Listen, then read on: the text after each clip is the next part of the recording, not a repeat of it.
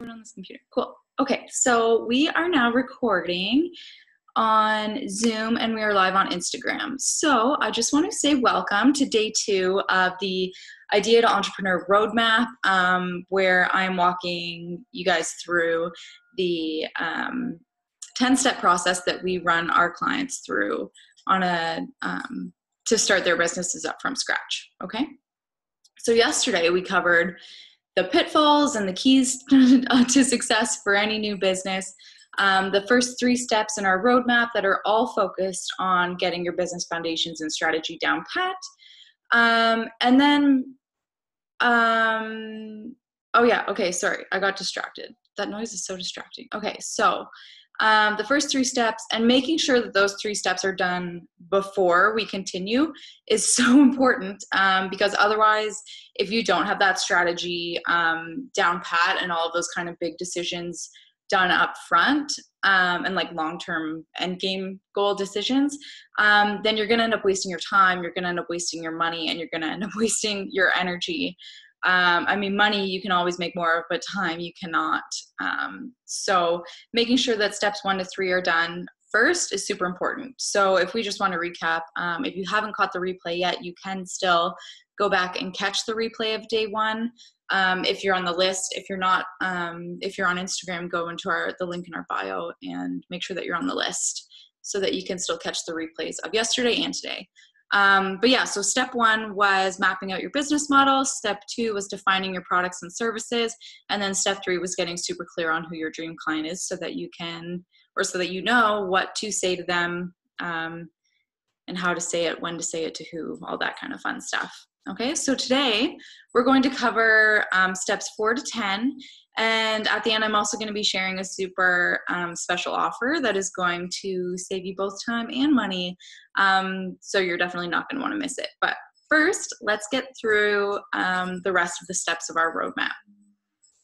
So we touched a little bit yesterday on where step 4 should be. So I mentioned it, step 4 and step 5 are kind of interchangeable. But step 4 is really the big one. It's the one that makes it all official, and that is making it legal, and claiming your space in the business world. So the first steps to that is making sure that you know how you want to structure your business legally, and what your business name is going to be. Those are the 2, I mean, basically everything that you need to know in order to legalize your business. So a lot of people go in with sole proprietorships, which is what Rebel Office is. The only downside with that is that your assets, like your personal assets, are on the line. So you are your business is you, your money is your business's money, and there's no legal distinction between the 2. So that's why a lot of people choose to incorporate, because there is that legal separation, but there also comes a lot more with incorporation, with a sole proprietorship, at least in Canada. So make sure that you're looking up the regulations where you are in the world. But in Canada, you don't need to register for taxes, or anything if you're making less than $30,000. So from a simplicity standpoint, and if you want to just get up and running, sole proprietorship is the way to go. But like I said, as you're growing, or depending on how you want to set up your business, incorporation might be the way to go. I know in the States there's also LLCs, or limited liability corporations, which isn't incorporation in Canada, but it's a little bit more of a simplified version of a corporation, and limited liability, so you have that legal separation from your business. But food for thought, do your research on that, or if you have any questions, just shoot me a message and we can talk through it, and I can help you do some research if you want to figure out what you need to do, and how you should structure your business based on what your ideas are. Okay, and then knowing your business name. So again, in Canada, if you're going to operate under your name, you don't need to register. That's fine. You can go on and operate as Sarah Williams, for example. But if you start to add onto that, so say it's Sarah Williams Coaching, you need to register that because you're operating under a name that isn't just your name, or of course Rebel Office or whatever. So make sure that you go in, I'll check what your provincial or state regulations are for registering your business name. But that is step number 4. So if you aren't sure about what your business name should be yet, that is why I suggest that 4 and 5 can be interchanged, because step number 5 is all about building your brand. So that is where you start to dive deep into, okay, who do I want to be as a business? What life do I want to bring to my business? And a lot of the times your name will come out of that. Okay. So the first step is to define what your values are. What do you stand for? As an individual, as a business, I recommend journaling on both, because your business is ultimately your platform for achieving whatever you want in life. So taking the time to think about, okay, what matters to you, you can then build your business around those values, which is the beautiful part about building your own business. And then you can start to turn those values and your idea for your business into a visual representation. So that's when you start to focus more on, okay, how do I bring this to life? How do I show people what my values are? How do I create tangible things to say, this is what my business is? So I would recommend starting with a mood board, is what it's called. Head on over to Pinterest, or if you're not on Pinterest, go to Google or go to a stock photos website like pexels.com or whatever, and start to pull in images that represent the vibe that you want. And I know that the term vibe isn't a particularly technical term, but it's the best way truly that I can think to describe how to pull together what you want your business to be, is to think about what you want the vibe of your business to be. And if you aren't really sure how to pinpoint that down, I like to use with my clients figuring out what keywords you want to represent your business. Do you want to be quirky? Do you want to be fun? Do you want to be casual? Do you want to be professional? Do you want to be corporate? So try and narrow down what those keywords are. Go ahead and even just do like a brainstorm and write down as many as you can think of that you want to represent you, your business, whatever. And then narrow it down from there. So think about, okay, well, how can I bring this down to 3 or 4 or 5 that truly embody what I want my business to be? And that'll help you figure out what the vibe is. And then you can start to visually pull it all together with like on Pinterest with a Pinterest board, or pulling photos from Google or whatever. Okay. Now, once you know kind of the direction that you want to go, you can start to build out those materials. So you're going to want a logo and potentially an alternative logo. So that's more where a lot of brands are doing it now. It's hard to explain, but so you have your primary logo, your main one. And then you also have one that you can use in different situations. So like on social media, for example, or on stamps or different types of collateral. Oh my goodness, sorry guys, my hair is being crazy today. So it's a really good way to kind of build that brand awareness by having some different options, but obviously still being very aligned with your brand and using the same elements and whatever. So you're going to want your logo. You're going to want a color palette that represents the vibe that you have. One second. Let me admit. Hello, Meg. I think I have you muted, but if you want to get off mute to ask questions or just chat, whatever, that's fine. So if you're arriving into the webinar, we're on step 5, building out your brand. Talked about how important it is to define what your values are first so that you can create a visual representation of those values. Okay. So your logo, your color palette, your font system, which also represents your vibe. There are so many fonts out there that can all invoke different emotions and feelings. And then of course your graphics, and building that out further into whatever kind of documentation you need, or social media graphics or whatever it is. So like presentation templates, letterheads, business cards, all that kind of fun stuff. But you don't necessarily need to go ahead and build out everything before you figure out how to run the core of your business. A lot of that stuff you don't need. right away. What you do need is to know the emotions that you want your brand to invoke. You want to know what your values are and what you stand for, because everything that you do from this point forward is going to always have to be checked in with, okay, does this align with my values? And go from there. So really do the strategic part of the brand, and maybe start pulling together those elements as you're doing research and seeing what you like from other brands and what makes sense for you. But you don't necessarily need to go ahead and invest in like business cards and stuff like that unless you're starting to go out to events right away. Okay. So step number 6 is differentiators and your customer or client experience. This is huge. I absolutely love talking about client experience because it's so important. But to first focus on differentiators, it's super important to think about how you're going, your differentiators, it's super important to think about this before you start building out your processes and workflows, because knowing what sets you apart from other people, from other competitors offering similar or the same things or whatever, it's super important to know what those are so that you can build them into your workflows and your processes and ultimately offer a super stellar, different customer or client experience. So I want you to start thinking about, okay, how does my idea stand out from other people's? How am I going to stand out from everyone else that's either doing something totally different, something totally the same? What makes me different? Okay. And it's important to be super clear on this. It's super easy to say, oh, well, myself. Okay, that's great. But what about yourself adds value to the experience that other people don't have? Or how does your packaging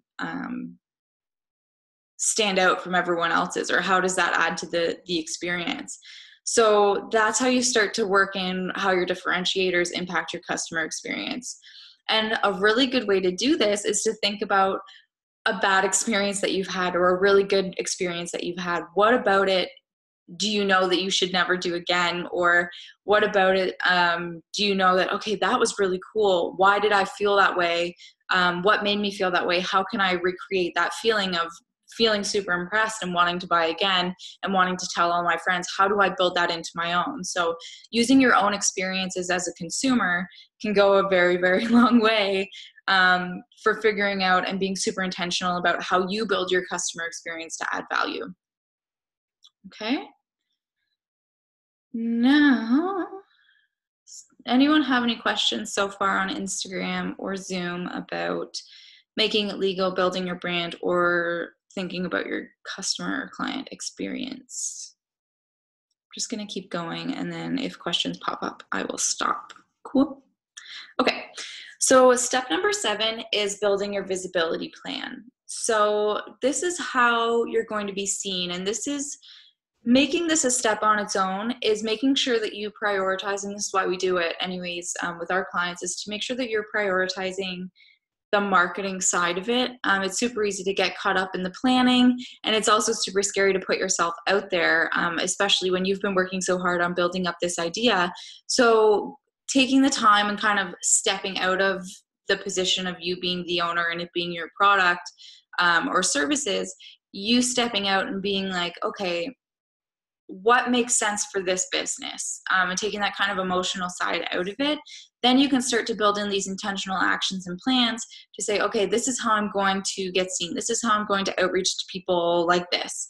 And I'll talk about a few things to think about as you're building your visibility plan, but why, I'm just saying why it's important to build one. It's so that you know what you're going to say, so you don't have to think about it when you're going to do it, or so that you know how to deliver it to reach the most people that you possibly can. So when you are building your visibility plan, I would, sorry, Diana, if you were sitting there, I just saw you were waiting.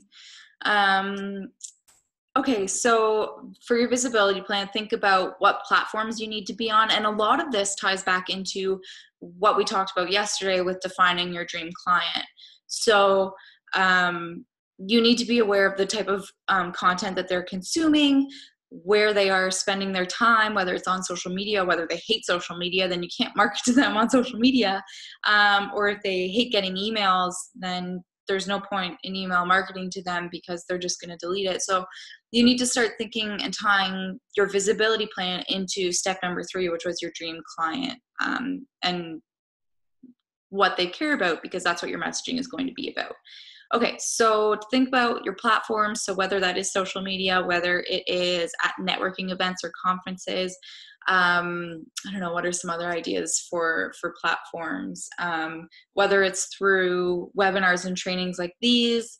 Something else to think about are the 5 pillars of content. Jenna Kutcher, if you know her, I've heard of her, she's a big advocate on this, and it's where I got it from, but it works really, really well, is to think about what are my 5 key messages, or what are my 5 kind of key messages or content built into my brand.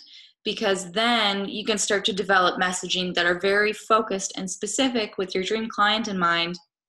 And I think it's just hanging out on Meg here. And just for the recording, I'm going to switch to me in case other people have just been seeing Meg's video. Okay, sorry guys. So to start thinking about what those 5 pillars could be, think about how they tie in and add value to your dream client, your dream customer, because then those are things that you can constantly think about. So if you ever need to do an Instagram post, for example, you can say, okay, this is going to address this pillar of content for this specific type of buyer or persona or whatever, because sometimes businesses have more than one. Yesterday we were talking about basically just starting with one, making sure that you're super clear on who that one is. And then to start thinking about the medium or type of content. So whether that's blogs or videos, this is going back into what kind of content and information, how your dream client likes to consume the information that they're soaking in.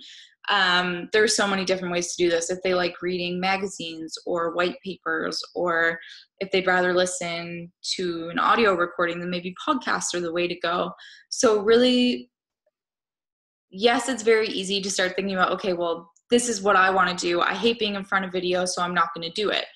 Well, if that's one of the key ways that your dream client or customer consumes content, then maybe it's something that you should consider. And I mean, I'm the same way. I'm not a huge fan of being on video, but you get used to it, and you build that muscle, you work that muscle, and it ends up being pretty fun. So this is where it comes into you needing to be able to get out of your comfort zone. Even if you're an introvert like me, your visibility plan, you can have the best business in the world, but if you're not getting the word out there, and if people aren't seeing it, then no one's going to buy from you.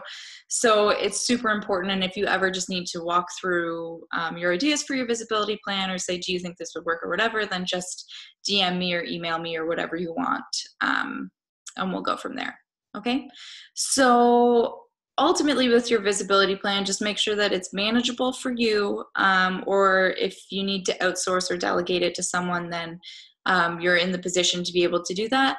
But also make sure that it's impactful. So something that I fully promote is to be very good at few and not mediocre at many. So if you think that ultimately your client or customer base is on Instagram, then put all of your energy into Instagram. Who cares if other people are on Facebook and Snapchat and doing all of that other stuff? If you know that people are on Instagram that you need to reach, then focus your attention and energy there. This is where a lot of comparison can start, and you can start paying attention to what other people are doing. You notice that they have all these free downloads and all of this crazy stuff, but you aren't in the position to be able to offer any of that, or you don't know how to do it, or you don't think that that's something that your client or customer even wants, then don't do it. Okay? So always check back in with, okay, like I said, is this aligned with your brand? And is this aligned with me? But don't limit yourself either. So I'm kind of contradicting myself, but don't let your comfort zone tell you not to do something. Just always make sure that it's aligned with your brand and your customers or clients. Does that make sense? Okay. So, yep. Meg says, yep. Awesome. Okay. All right, so we are on to step number 9, or oh my goodness, step number 8, sorry guys. And we are all, oh my goodness, step number 8 is all about processes and workflows. So now is when we can start to map out how your business is actually going to function.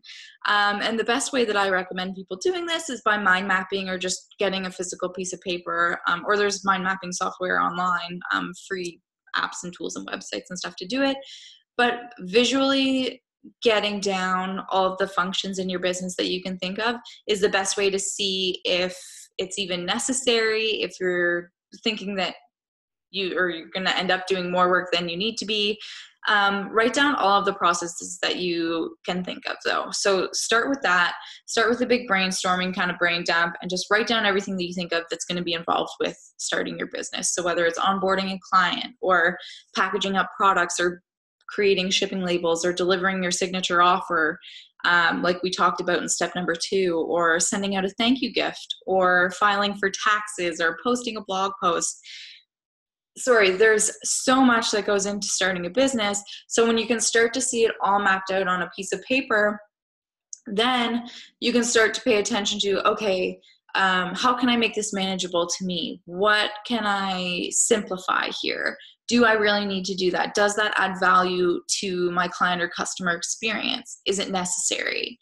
So that's when you can start to pay attention, so that you don't go in to start actually doing all of this stuff when you start selling, and it becomes too overwhelming and it's not manageable.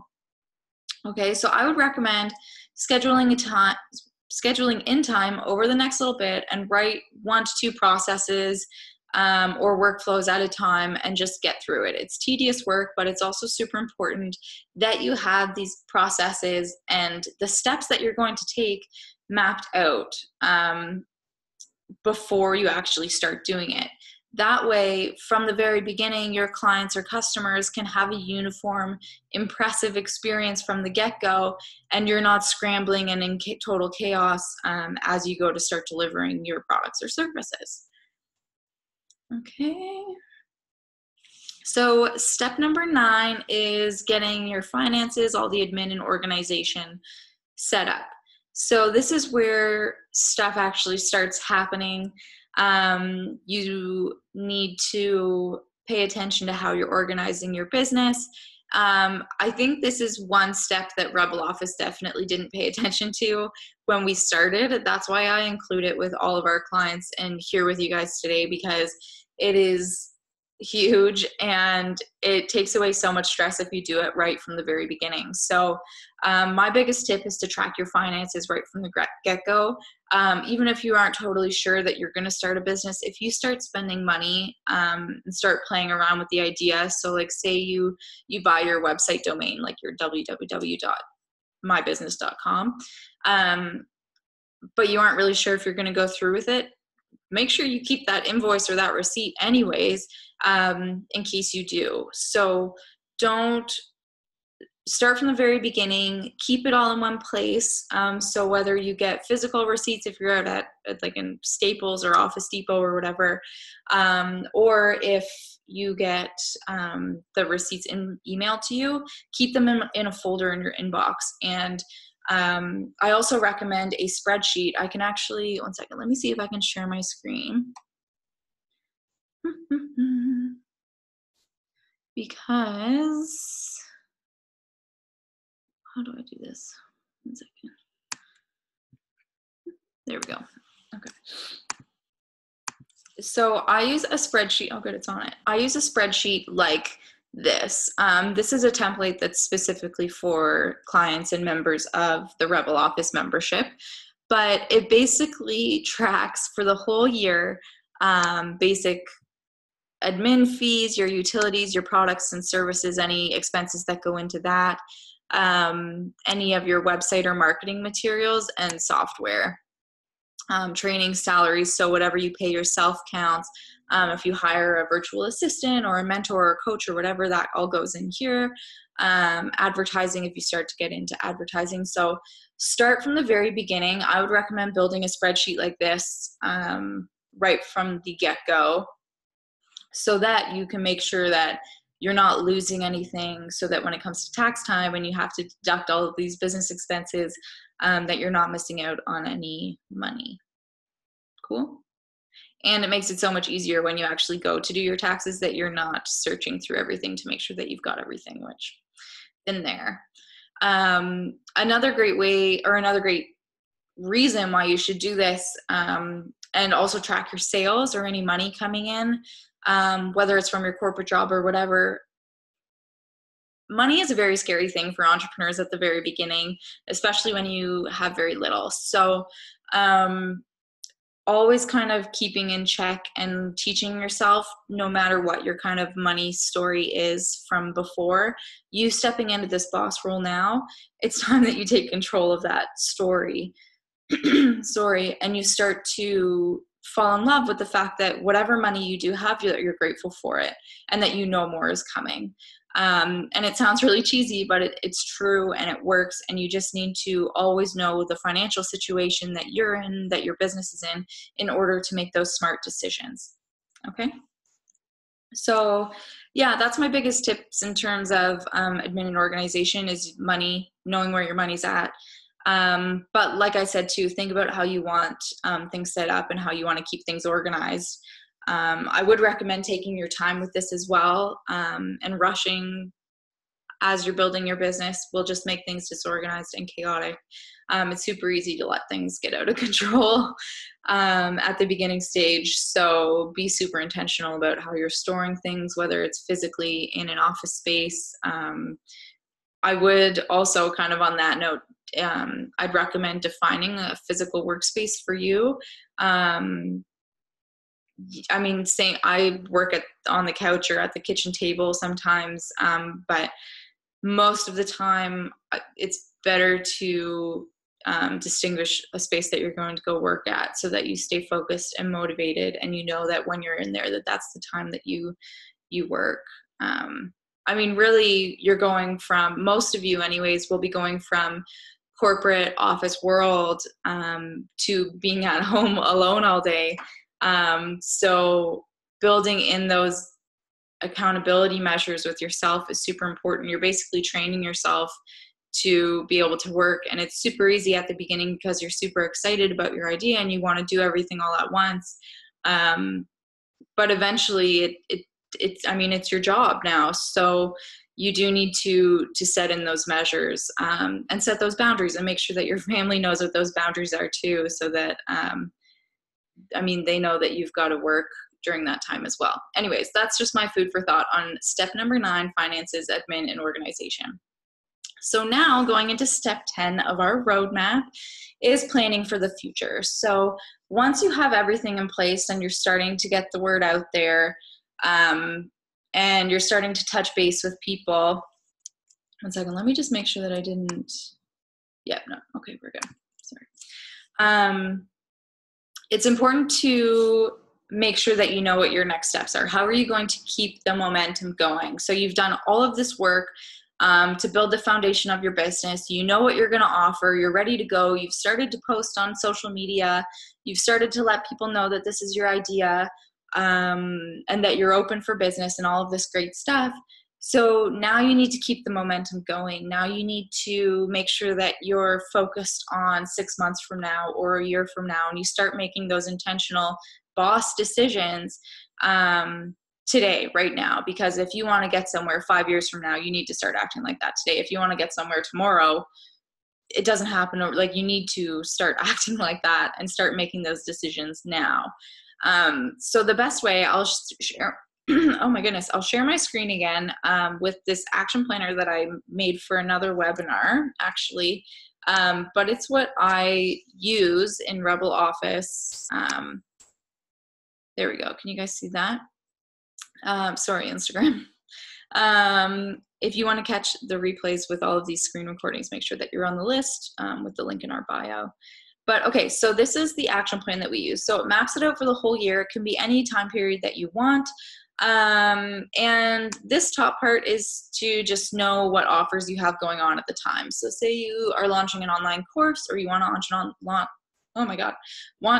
an online course. but say it's only open for enrollment for April to May, or it's only running from May to August, or whatever it is. Make sure that you know that's going on, because that'll help you define what your primary goals are, say in April. Okay, so you know that with your course coming up open for enrollment in May, you need to start advertising it in April and doing all this stuff. So that just kind of helps me make sure that I know what's going on in Rebel Office. So, and obviously this is just an example of something I use and that I recommend to people. If you have a different way that you want to plan out for the future, I would just make sure that when you're setting these plans and goals, make sure that they're specific, make sure that they're measurable, actionable, and timely, or they have a deadline. So those are your SMART goals. I missed one. What does the R stand for? Relevant? I'll look into that. But yeah, so then you can start to break down, okay, what are my primary goals? How many? Chat.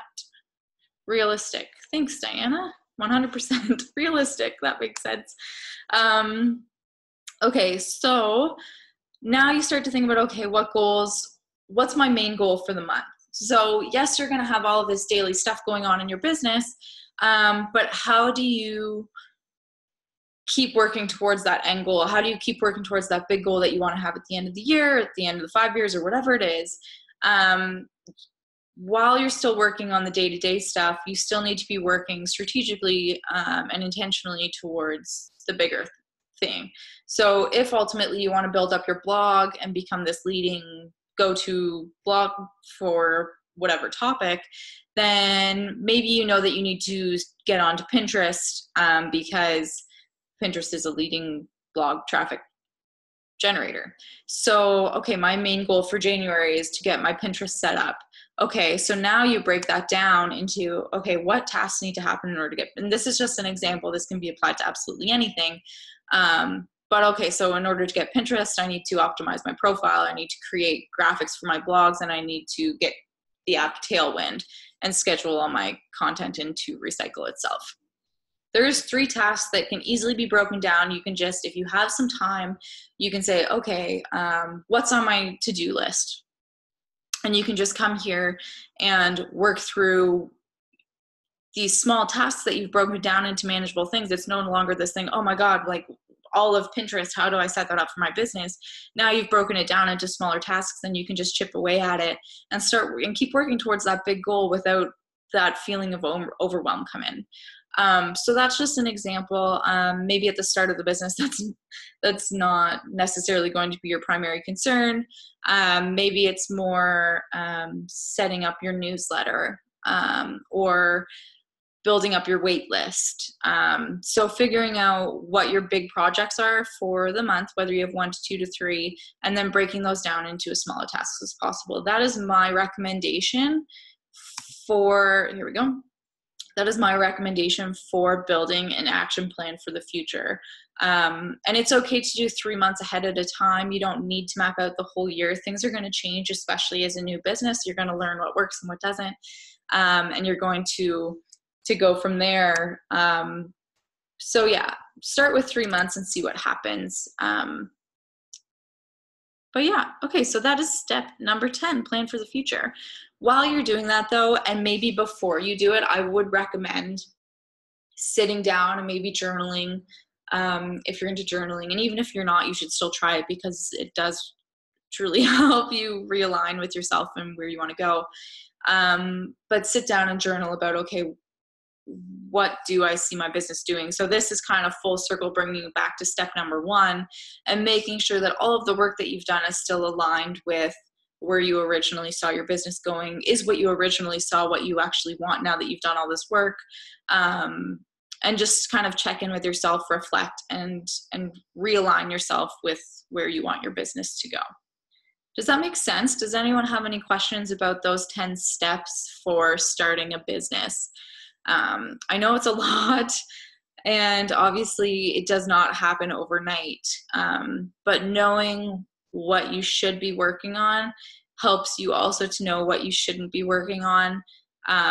So like I said, like, you don't need a website to launch your business. Yes, it helps. I mean, depending on what your business is. if you're an e-commerce store, yes, you need a website. But just knowing what you need, like if you don't plan on going to events, you don't need to spend your time on business cards right now. What you need to do is focus on, okay, how can I get my business up and operational and selling so that I can support and grow myself and my business and my family, right? Okay.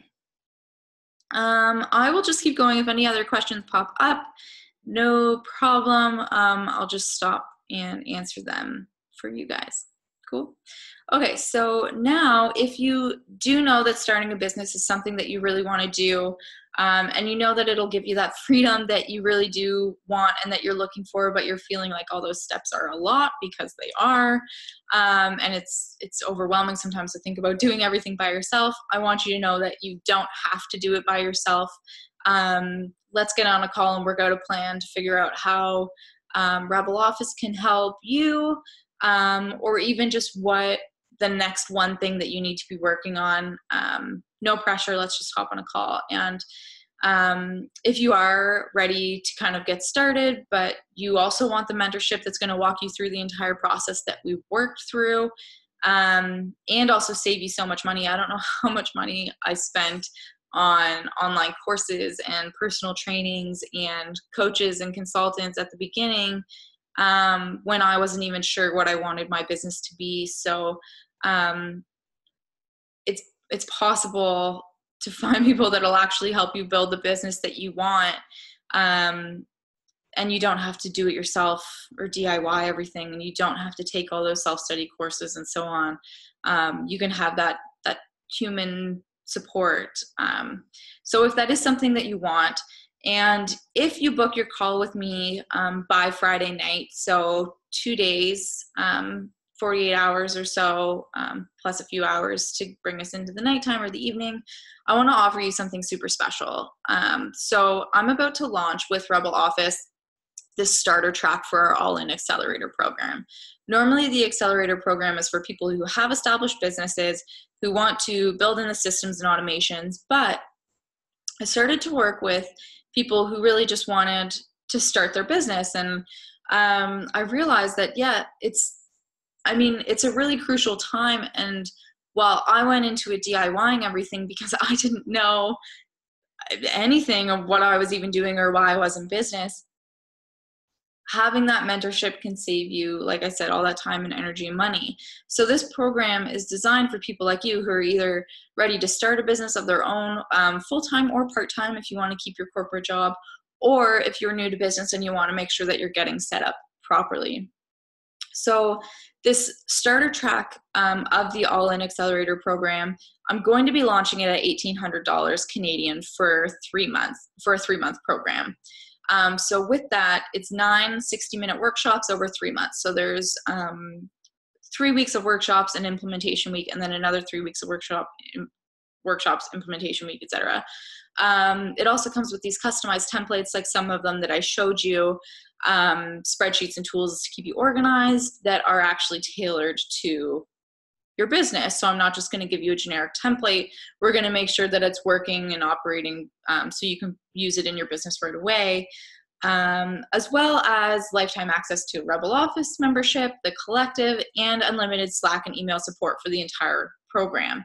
So that, all of that, which is a lot, I just give you a lot of information, but the total value is over $2,700 Canadian.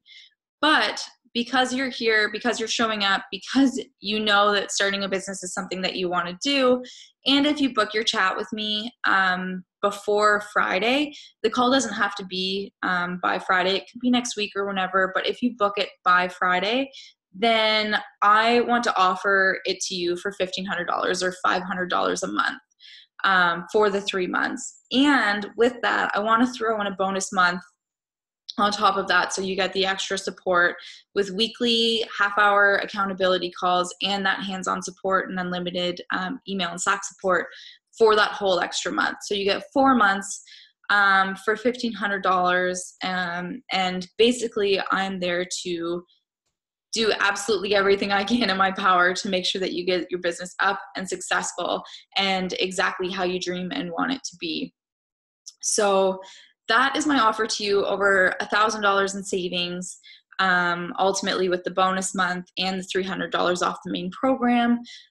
There's also a VIP option if you're looking for even more support and goodies, and a branding add-on package if you know that you're going to need help with the website setup and logo development and all that stuff. But we can talk about all of that on the call. It's no pressure. All you have to do is start the conversation, and we're just going to see if Rebel Office can help you. And I just really want to get on the phone with you to learn about what your dreams are and if there's honestly any way that we can support you in that. Okay? So in a little bit, you'll get an email with the replays for day 1 and today. You'll get a recap on this exclusive offer that's just for you guys, and a link to book your call, as well as your free 30-day action plan with little actions that you can do every day. I've broken it down into super small little tasks so that over the next month you can really start to work on, it's more focused on the first 3 steps. So you can get those strategy steps down pat. So, and if you have any questions at all about today, either send me an email to sarah@rebeloffice.ca or shoot me a DM. Oh yeah, that's just what I need. Thanks. No problem. Or just shoot me a DM on Instagram, so @rebeloffice. And if you have any questions at all about legal structures or what you need or whatever, let's just get on the phone and talk about it, and see if there's any way that I can help answer your questions, okay? So I was actually on time today. I'm 2 minutes early, unlike yesterday. So yeah, just let me know if you guys have questions. And it was so great over these last 2 days. It's been so nice hearing about your guys' ideas and answering your questions. And hopefully this roadmap has given you guys some clarity into what goes into building a business, what the important stuff is to focus on, and maybe what to avoid and how to avoid it. And ultimately, I mean, all of this is to just hope that your idea or your journey to entrepreneurship is that much easier and enjoyable and fun, because running a business is supposed to be fun. Cool? All right, I will talk to you guys later, and I'll actually be in your inbox in a little bit. So talk to you guys soon.